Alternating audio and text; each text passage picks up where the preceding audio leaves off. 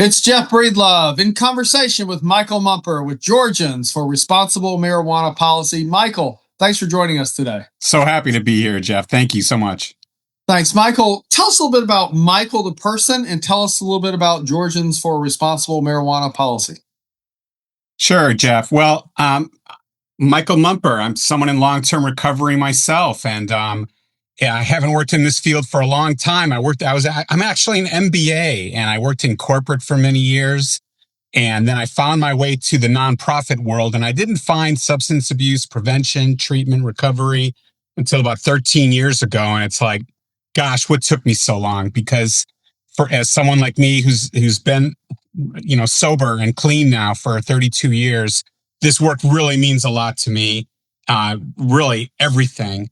And I'm really happy I'm here. So just 3 years ago, I found my way to serving as the executive director of Georgians for Responsible Marijuana Policy. I also happen to be the board president for Georgia Alcohol Prevention Alliance. So alcohol and marijuana, which, I mean, honestly, were my drugs of choice. The fact that I'm organizing and encouraging efforts around policy on these two things that wreak such havoc on public health and public safety, I'm really just proud that I'm able to contribute this kind of way, and always glad when I can collaborate with people like you, Jeff, and all the people we know together. Well, no, you certainly are a perfect example of how somebody can take, lived experience, find recovery, and then give back to the community. And it's wonderful. Tell us a little bit about the mission of GRMP. GRMP is a 501c4 organization, which is it is a nonprofit, but C4 means that it can lobby. So I do lobby at the state capitol, and I've got my counterparts at Let's Be Clear, Georgia, who focus on prevention, messaging and town hall meetings and data and advertising.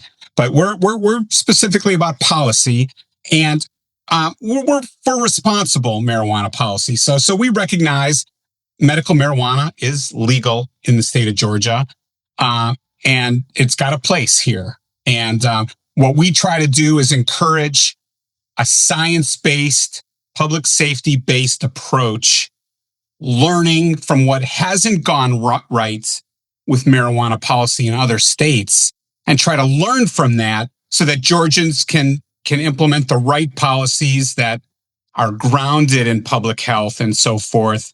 And so that's what we try to do, whether we're going to eventually talk about recreational marijuana, if we ever talk about that in Georgia. Certainly with medical marijuana, we have a lot to say. And then with the world of hemp now and hemp consumables, even though that's changed a lot in the last month with the new federal law, which we might touch on, we've got some important contributions to make from the fields of medicine, law enforcement, government, business, pregnancy, to share. So we try to educate legislators about these really important issues.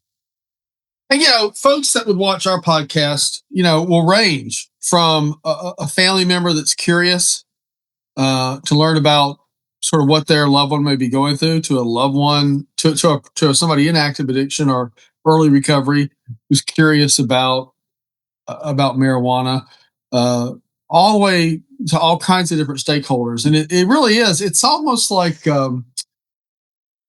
it's everywhere in our society. I mean, you can't turn on social media, you can't turn on TV without somebody talking about it. But let's start at the beginning, sort of. And maybe it isn't even the beginning, but it's a beginning. Marijuana in 2025, and you talk about responsible policy for marijuana, but the core of marijuana itself.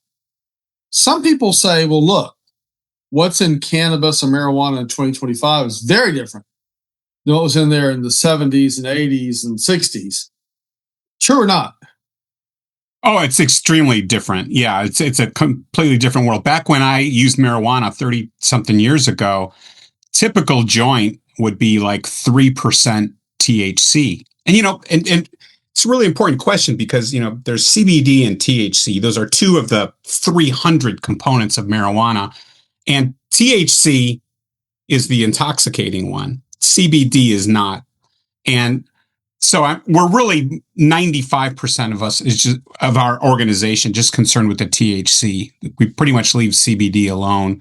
If people use CBD gummies to get to sleep, we're not as concerned about that. But when it comes to the intoxicating part, again, 30 years ago it was 3% THC. The plant is being grown, however, in a way these days that the average THC is well over 15%. So it's already 4 to 5 times as strong. And then when you start making concentrates and oils and dabs, you can get up to 80 and 90% THC. So it's like taking, a pain pill to fentanyl. It's that magnitude of difference of intensity. Marijuana at 80, 90%, it's the potential damage is big. So there is a difference, and some people say there's not, but clearly there is, and that just doesn't pass the smell test to say there's not. And then the way to ingest the THC, it's also very more diverse these days. Yeah, I mean, it used to just be smoking. I mean, it's right. What everyone did. And then maybe at some point people started baking it into brownies or whatever. But now they've found other ways. Some people don't like to smoke, so they take edibles. And other people like to vape. And, and I could keep going on and on with lotions and tinctures and so forth. But, the thing is that there's just so many potential dangers that people don't know about. That's really what the risk is that people haven't taken the time to learn about the risks. So even these gummy bears that might take 30, 60 minutes to digest and feel the intoxication. And if you don't know how much to take and you take one where you were supposed to only take a half and then didn't feel anything after 20 minutes, like, I'm going to take another. And so pretty soon you can be really intoxicated in an unpleasant way, which I hear from adults regularly. And where it's even more dangerous is that it looks like a gummy bear, so that your 2 or 3-year-old would see it on the kitchen table and will eat it. And there's hundreds of kids under 6 years old that call into the poison center every year because the gummy bear is there, and it could poison their system. And then with vaping, vaping is taking something into your lungs, and that's that always has inherent risk. The lungs are an extremely sensitive part of the body. So those are a couple of the ways that people are using marijuana these days that science is still studying. And it's very concerning. We get to this sort of libertarian issue of, let adults make their own choices. And we could go down that path. But where I think that most people may have a problem is when this stuff gets in the hands of kids. And sometimes we can almost understand when a parent innocently, quote unquote, innocently leaves a gummy out or something. But retailers that are selling these things right next to candy in a store, people that make the product, marketing them on social media, clearly to young people. Shouldn't that be something that legislators can come together on in a bipartisan manner and go, enough's enough? That's a really deep question, Jeff. And, the answer is totally yes. To what degree, how it should be managed is really complicated. And in fact, the federal government really just a month ago passed a new law that I don't think everyone's heard of yet that's going to make intoxicating hemp products only legal up to 0.3% total THC, not just Delta 9, but all THCs, and only up to 0.4 milligrams. So they're managing both the potency and the dose amount, the edible amount, which was, we think, really smart policy. And the reason that it's so limiting, and that's important, is because the people who are making marijuana products are just always two steps ahead of what part is legal and what part is not. And they're always looking for loopholes. And the motivation to break those rules or to bend those rules is so strong that it's really hard to regulate. So, thankfully, I think we're saying to ourselves, look, intoxicating marijuana, we've got to limit it to the non-intoxicating part. Now, medical marijuana is a totally different story, and we can talk about that separately.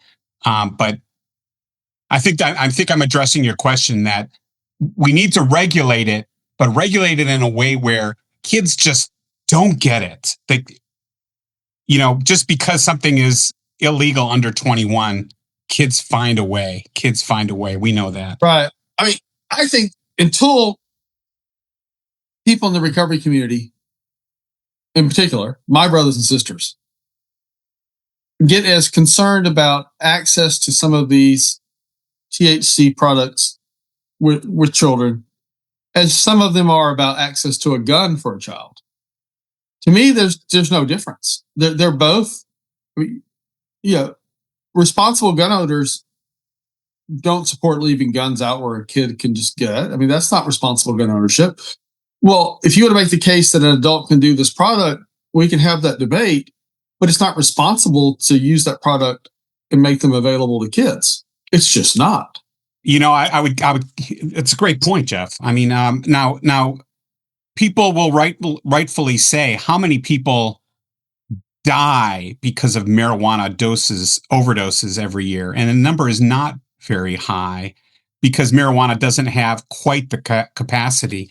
But I think we can't forget the other harms of marijuana are still very serious, especially for the developing brain up to 25 years old. Right. Marijuana is really being not just linked to, but shown to cause psychosis, which can turn into schizophrenia. And that is just no joke. I mean, it's a really devastating disease to have.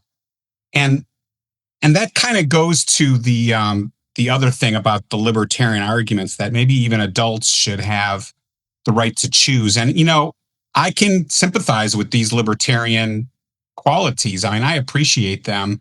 I had to make a lot of mistakes as a person to become the person I am today.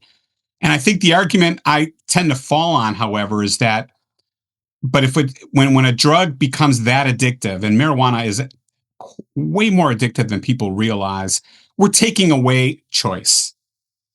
3 out of every 10 users develop a cannabis use disorder. And this is not people who use every day. This is people who use even once a year. 61 million people in the United States have used marijuana in the last year. We have 19 million with cannabis use disorder. So now the daily users, I mean, I don't have the statistics in front of me, but you can imagine that well over half the people who use marijuana daily, and that includes medicinal, have a cannabis use disorder. So we've got to pay attention to the addiction that I don't think all the science has got the word out yet. So let me ask you this question. And the whole topic fascinates me. I feel like I'm a learner here from you.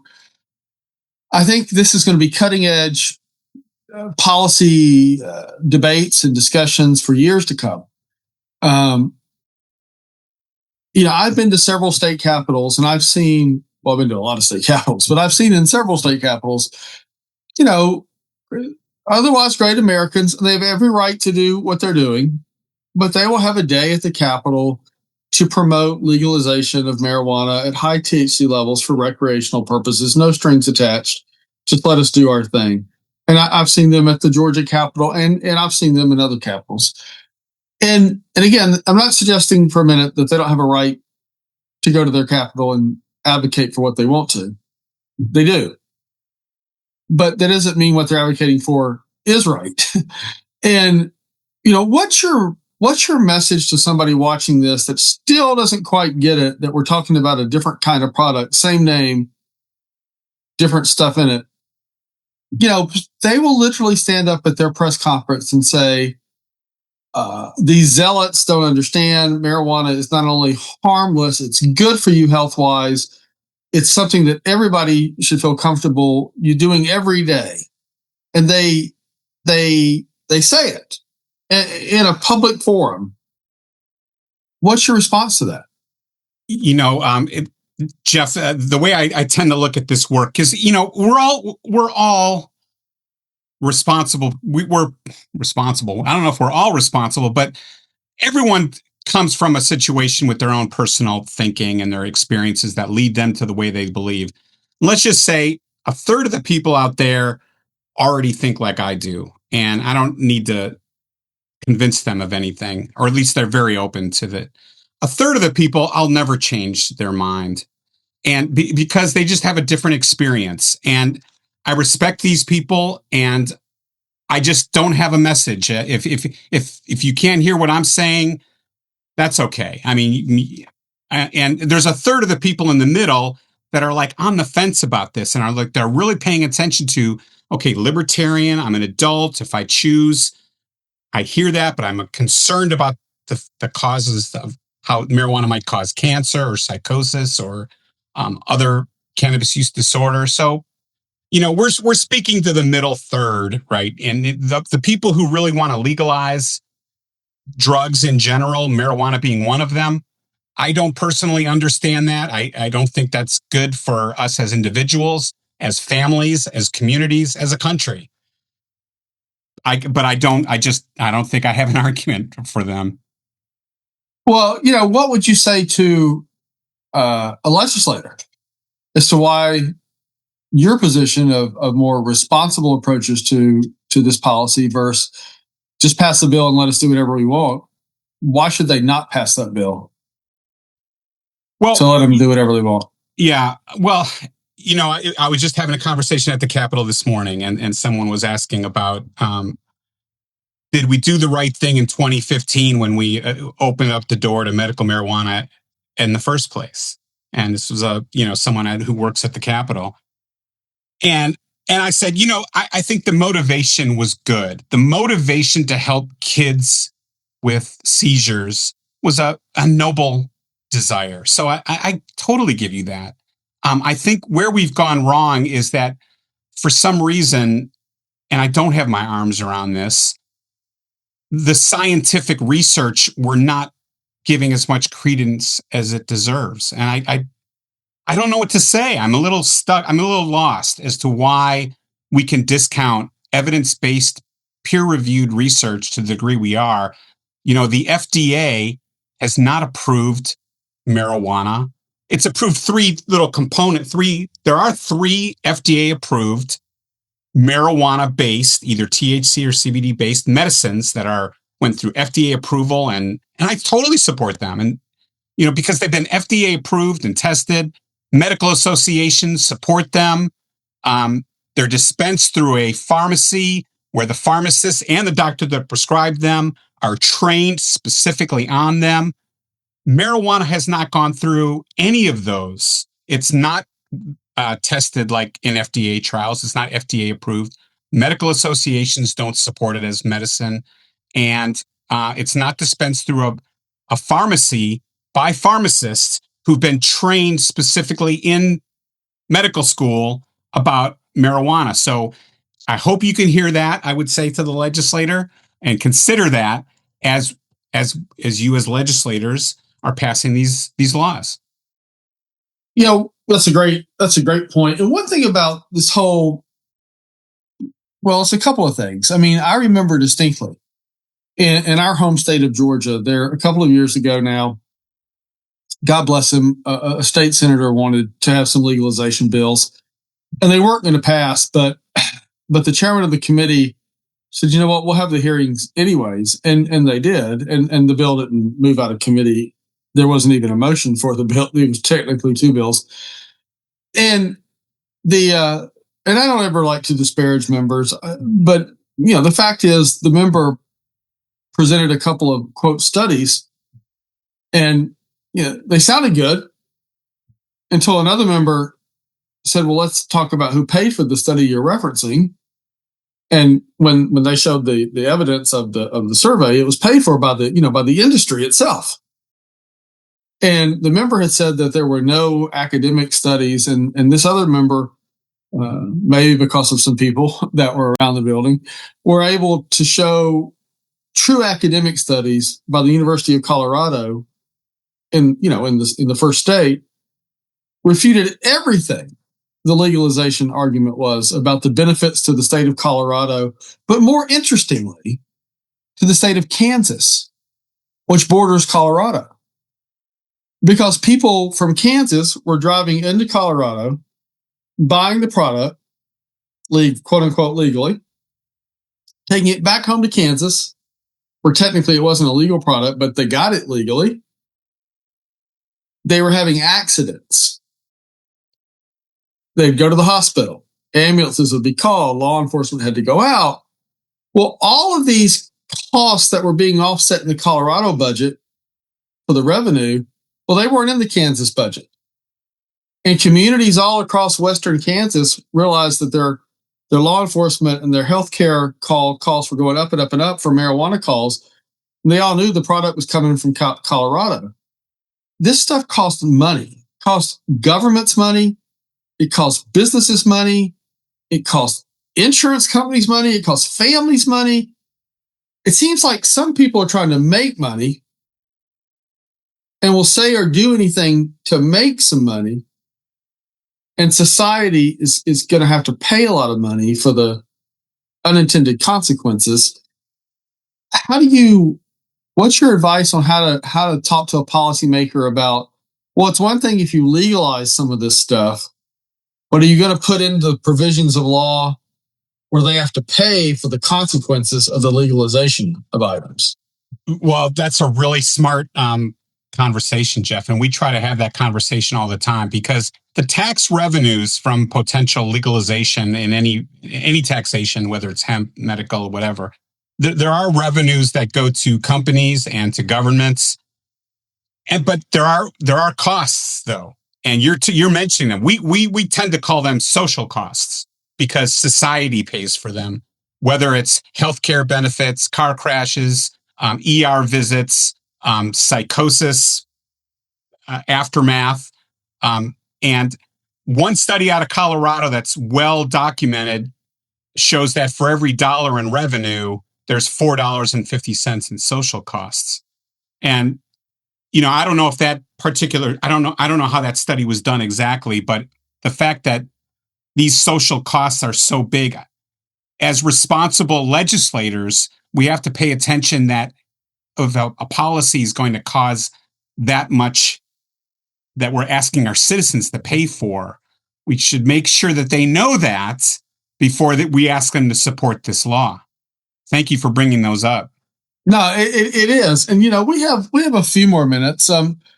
There's I just got today, and it literally right before we came on, and they're going to get a cheap plug, but our friend Kevin Sabat, his new book's out. I got that book right around the corner. Right around the corner. Well, I just got my copy today. Yeah. And, he's very active on social media, and you see I love a good policy debate, right? I love a good discussion. Let's talk to you're in recovery, I'm in recovery. Let's talk to people in recovery who just are diametrically opposed to any restrictions on marijuana, on THC. They're like, look, you got to have a safe supply, and you can't if you don't allow this to be legal, people are going to go find other ways to get it, and it's dangerous and it's criminal and it's not going to be as safe. And look, these are our brothers and sisters, and they have a right to their perspective. They have a right to their opinion. Yeah. And so what's your response when they come up to you and go, well, all you're doing is making it worse? Well, that's a really deep point. And I give a lot of thought to that, Jeff, because we can win all the arguments we want on the marijuana or alcohol side to limit increased access. We can shout that our brothers and sisters in recovery and other people, we need to slow down marijuana and alcohol. But the deeper problem or issue is that we're a society in pain. We're in emotional pain, and people turn to drugs and alcohol to, alleviate that pain. And so if they find something to give them relief, life's hard, man. It is really hard. And if they find some relief, we've got to pay attention to the pain that's driving them to feel this way. So I don't have all the answers, but I know that I've got to broaden my context, even in the marijuana policy world. Like, all right, how are we going to lower that pain level in the United States, the emotional pain, the trauma that's causing the people to need something for that? We need to strengthen families and individuals and heal. And, I'm going to use corny words like love and support. But I don't. What are your thoughts, Jeff?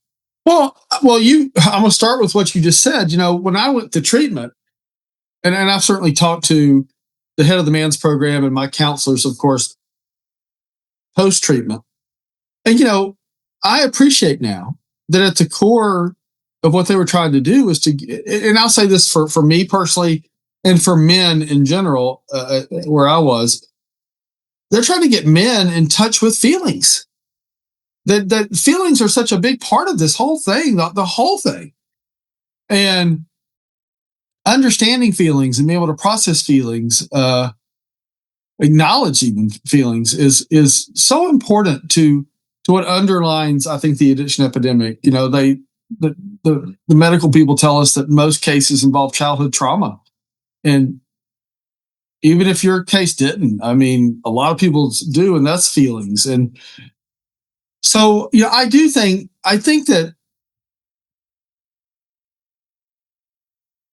that there is a reality in this country that THC and marijuana, cannabis in 2025 is not what it was even a decade ago. And I do think it is a fair discussion to say, are there responsible policies we can come up with? Is there something between complete prohibition and complete recreational use? And I am concerned when people just say, "Oh, there should be no barriers at all, and people should be able to do what they want." Let me ask you this question and give you 3 scenarios. So, some people say that marijuana is a gateway drug, meaning it leads quickly to other drugs. And there are some people in our community that just do not like that phrase and think that is just a completely inappropriate negative phrase and incorrect and dangerous phrase. Whether it is or not, there's basically 3 scenarios, right? It's not a gateway drug, so it's no big deal. It is a gateway drug, so it's a very, very big deal. Or the third scenario is it's different for everybody. I mean, it may not be for Michael and it might be for Jeff. And just like cocaine and heroin and alcohol, people react to it differently. And it can be very bad for some people while not for others. I mean, it's got to be one of those 3 big pictures. But there's certainly a lot of families, members, and loved ones who will say, and even our brothers and sisters who will say, nope, it is a gateway drug. It's what led me. I tried marijuana and very quickly I was on crack or heroin or whatever. But then you'll get somebody that goes, no, it's not a gateway drug and you shouldn't say it is. Where do you come down on, is marijuana a gateway drug or not? Well, it starts, Jeff, with what's the definition of gateway? Because if we say gateway means it always leads to another drug, then it's not always. It often. But if we say that it often leads to harder drugs, the science is indisputable and the data is indisputable. I mean, not everyone who uses marijuana goes on to heroin or cocaine, but virtually everyone who uses heroin or cocaine started with marijuana. So it to that degree, it is a gateway drug, irrefutably. Because it changes the brain, especially if you're under 25 years old. Marijuana and any drug changes the way the synapses connect in the brain that make your brain more likely to choose that path and ever strengthening patterns. And that's fascinating because a lot of us believe that the science is solved and resolved, that this is in fact a brain disease.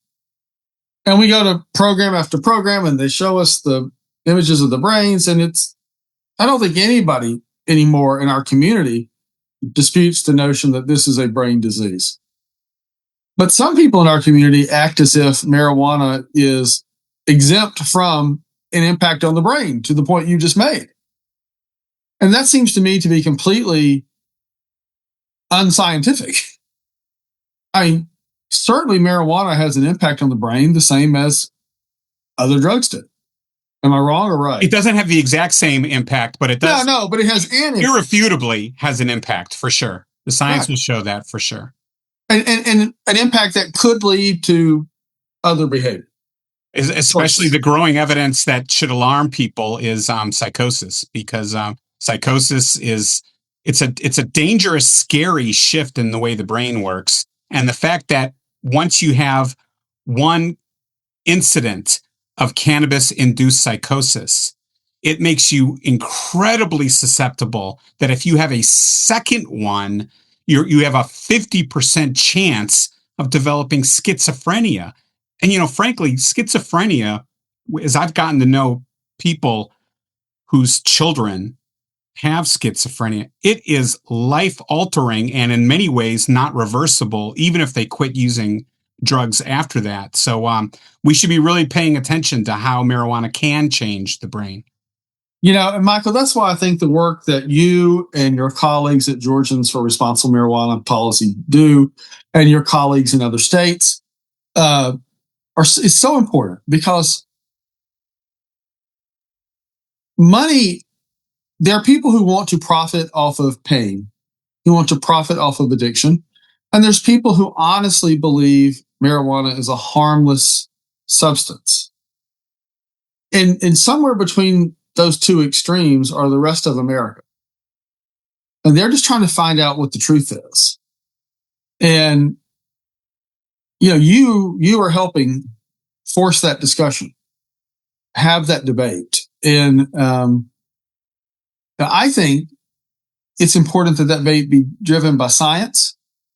The facts need to be scientifically based, and we can, of course, throw in other factors around that. But do you believe that the science is what's driving the change in this whole thing? Because on the one hand, let me try to make a question out of that.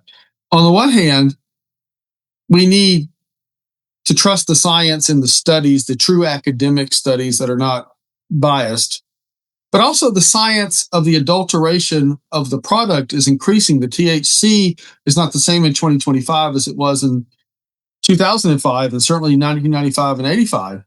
And there has to be intellectual integrity in the debate and the argument in 2025 that the product we're talking about has itself changed scientifically.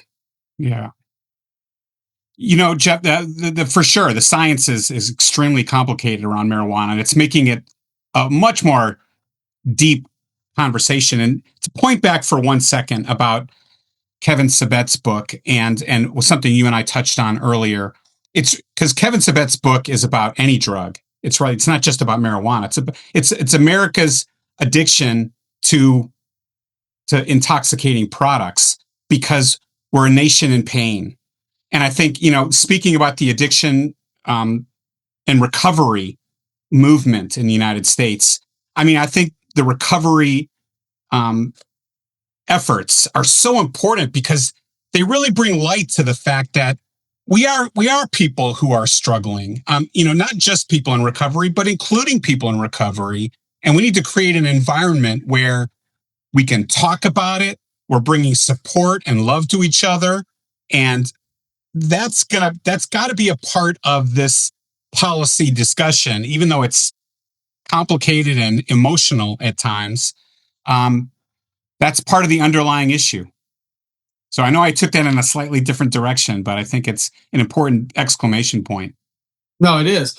Michael, I've enjoyed this conversation right up at our half-hour mark. I know folks can find GRMP. You have a website? Are you on social media? How do they find you?